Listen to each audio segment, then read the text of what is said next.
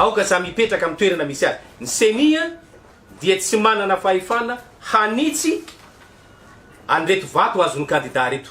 Tsy manana fahefana hanafoana voka-pifidianana. Tsy manana fahefana hanova an'izay voasoratra tamin'ny PV ny ainga avy any amin'ny birao fandatsaham-bato.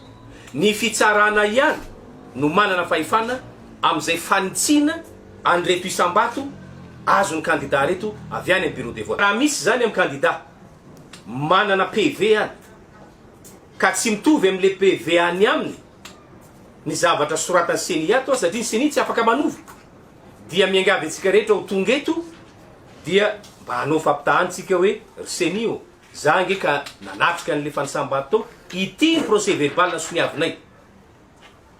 Nefa ny vokatra avoakanareo eto, io hitantsika io tsy mitovy. Dia raisina hitanandroa zany, ho avoakantsika eo daholo zay azo avoaka rehetrarehetra, ho fanamarina antsika an'izany. Zay zany tsara pahafantarina ihany an'le olona miteny hoe tandremo sao dia ho vainareo seni ny voka-pifidianana, mahazo matopotsika fa zay voasoratra tao amin'ny fitanana an-tsoratra na ny PV tany amin'ny bureau de vote ihany no voasoratra eto. Zay voasoratra eto zany dia zay tany amin'ny PV ihany. Ka raha nisy zany ny mangalatra dia zay nanao soniany zay PV zay ary ho sazitsika zay. Fikirakirana ny voka-pifidianana eto amin'ny senia, na ny eto amin'ny faritany Antananarivo zany, na ny any amin'ny faritany 5 hafa manerana Madagasikara, dia malalaka ary ao anatiny mangarahara.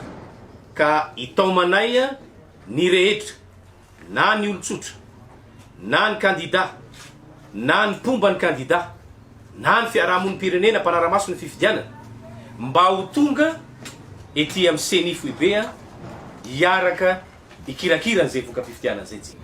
Efa malalaka io fikirakirana voka-pifidianana io.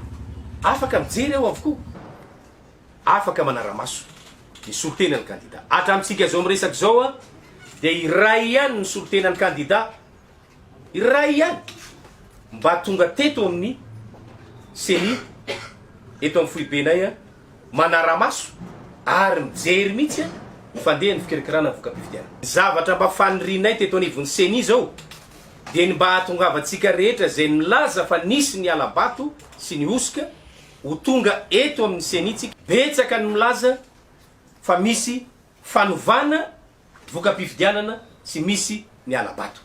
Ka ny heverinay fa fandraisana andraikitra ho antsika rehetra, malalaka ny varavara. Mitaona antsika rehetra zay ho tonga eto.